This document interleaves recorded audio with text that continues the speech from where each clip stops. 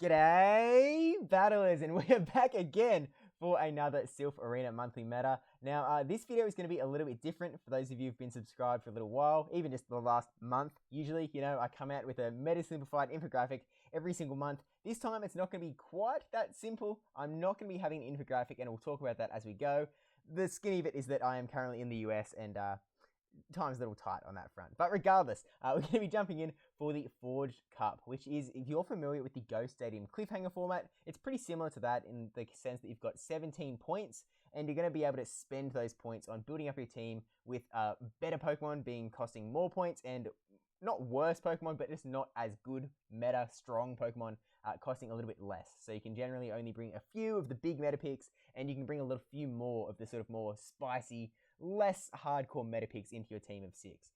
We've also got bans on Mega Pokemon, Dragon Pokemon, Steel types, and Dark types, as well as a ban on the Hoenn region entirely. Hoenn is a pretty stacked region. It's got things like Medicham, Azumarill, I think Registeel's in Hoenn as well. It is definitely probably the most stacked region out there, so it definitely makes sense they have banned it for these purposes. But instead of jumping into an infographic like we usually would, instead we're going to jump into the whitelist, which is essentially how this goes. If new Pokemon are released, they aren't going to be eligible if they aren't on the whitelist.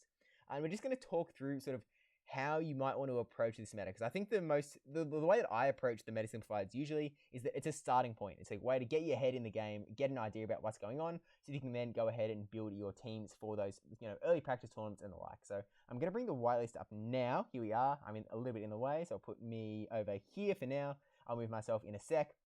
You can see we've got Pokemon that are worth 8 points, 4 points, 2 points, and 1 point, and we had those 17 total points that we're able to spend. So if you spend 8 points on one of those big best Pokemon, you spend it on a Cresselia that's up there, you then have 9 points left to spend on the other 5 Pokemon on your team, which has to be made up of these 4s, the 2s, and the 1s. So straight away, there is a Azumarill like right there, which I think is a mistake. I think that Azumarill is Hoenn and isn't allowed, but I'll fact check that and write whatever the correct thing is in the description or in the pinned comment. So do check there, just in case there is anything else on this graphic. If you do see other Hoenn Pokemon that are on the graphic but shouldn't be, let me know as well, because I'm sure that is potentially a mistake. Or maybe Hoenn Pokemon have been unbanned.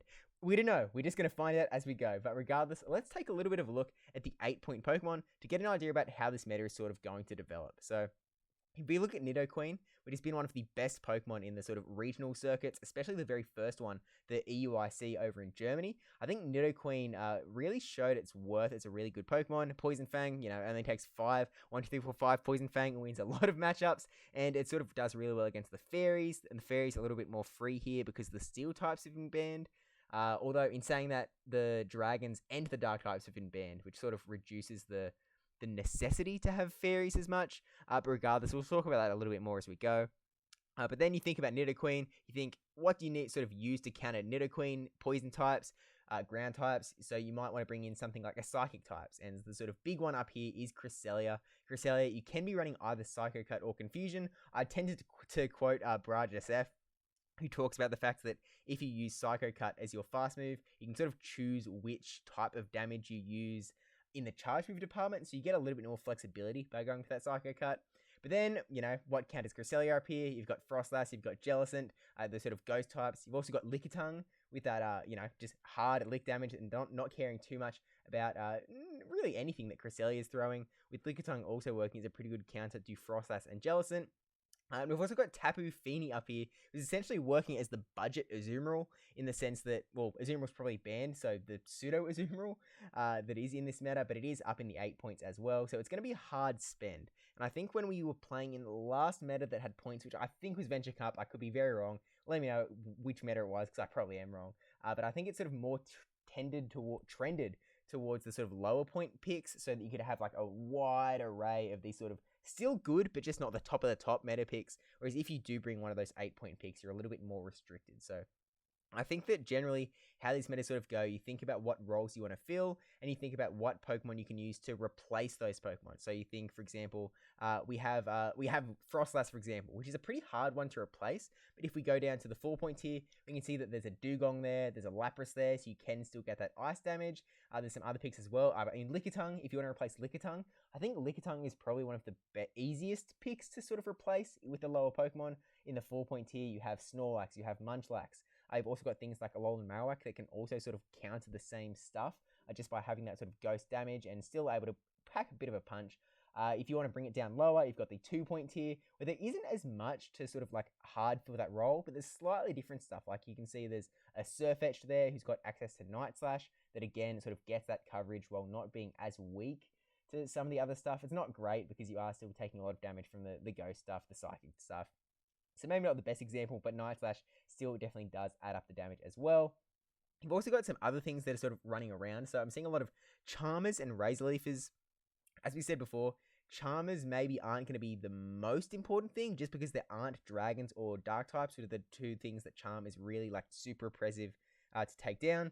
But Charm is good. We know Charm is good. So all of the things like, you know, Frostlass, Jellicent, you're still going to do a lot of damage with Charm to sort of take those things down regardless. So I feel like a lot of teams are going to have Charmers, especially because there are Charmers in every single one of these point slots. So even if you're down to the 1 point, I'm pretty sure there's at least one Charmer in here. Actually, I can't see one. Oh, Beartick. Beartick's a Charmer, technically. So you can really fit Charm in whenever you want on your team, and it will still work just fine. There was also a bunch of Razor Leafers. I think Razor Leaf is sort of, it's not going to be quite the top. It's not the most important, but I think if people sort of trend towards trying to get some bulk on their team with something like a Lantern, something like a Lapras, maybe that sort of Razor Leaf damage might help. I think that it's probably not the way to go just because there are going to be Frostlasses running around. There's going to be Nidoqueens running around. We've got Hypno in this 4-point slot as well, Alolan Marowak. I feel like Grass is a scary type, but at the same time, if you aren't going to bring Nidoqueen, you sort of need to replace that poison damage. So maybe to counter the fairies, for example. So something like Venusaur, maybe that does become necessary on your team. So it's not a Razor Leafer per se. You've just got that Frenzy Plant, big damage, and you've got the Sludge Bomb to sort of hit those fairies for super effective and also just do other big damage to the other grass types that are running around, like Tropius, for example. And other than that, I feel like there's some other picks that could potentially do really well in this meta. I mean, obviously, way back in the 8-point picks, the Pokemon we didn't talk about, like Talonflame. We know Talonflame's good. Brave Bird hurts pretty much everything. Abomasnow's up there with the really spammy Weather Ball. So it'll be interesting that Abomasnow has landed up there. I guess maybe it was just too OP. If it was in the 4-point slot, it probably worked out that just all of the teams that the meta team sort of built ended up with Abomasnow because it was so easy to use in the 4-point tier. And there's things like Wobbuffet and Chansey, which I can't imagine are going to be used in this meta. I feel like they just won't be because if you're going to spend 8 points, they're not the Pokemon to spend 8 points on. Just don't do it. For your sake and everyone else's that doesn't want to time out all of their matches. Just don't do Wobbuffet and Chansey, please. But other than that, there's some other things running around. But this is sort of just a very general overview. So we're seeing there's also some counter users, but I don't think counter users are going to be too big in this meta because there's not too much for them to hit. Like if people have Lickitungs, you're going to hit them. But other than that, there's not too much going down that you need counter for. Even things like, you know, Munchlax that have the normal typing. A Venusaur still sort of provides some good quick damage you can get with the Frenzy Plants onto that as well.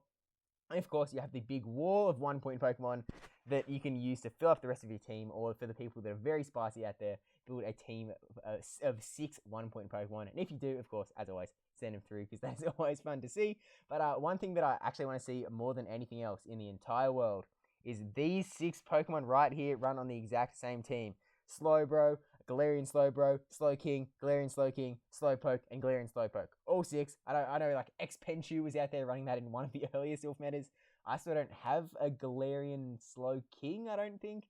So I can't run it quite yet, but maybe we'll fix that by the end of the month. But with that said, obviously I'll leave the links to the proper sites so you can see all this info on the silph.gg site down below. And this is in alphabetical order if you want to like try and find where a Pokemon is. So if you want to go, oh, I want to use Ghastly of all things in my team, then you go to the 1-point picks. You can go all the way down and go G, there's Ghastly there, then Gengar, etc, etc.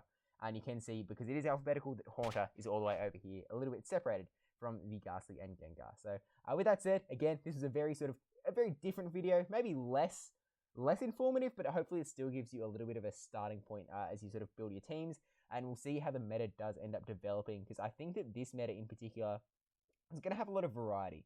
Teams are going to go a lot of different ways. We'll see if it ends up consolidating. I feel like the way that it generally goes, I see Hypno being a big pick. I think that most teams are going to have Hypno as that 4-point slot, sort of similar to how it worked in Commander Cup, where it wasn't on the restricted list, so everyone just brought it because it was good, and you had different charge moves you could use. You've got Ice Punch for the grass types, you've got Fire Punch for the ices, you've got Shadow Ball to hit pretty much everything except the normal types. Hypno's probably going to be absolutely everywhere, so be sure to bring those Munchlaxes out to counter it back down.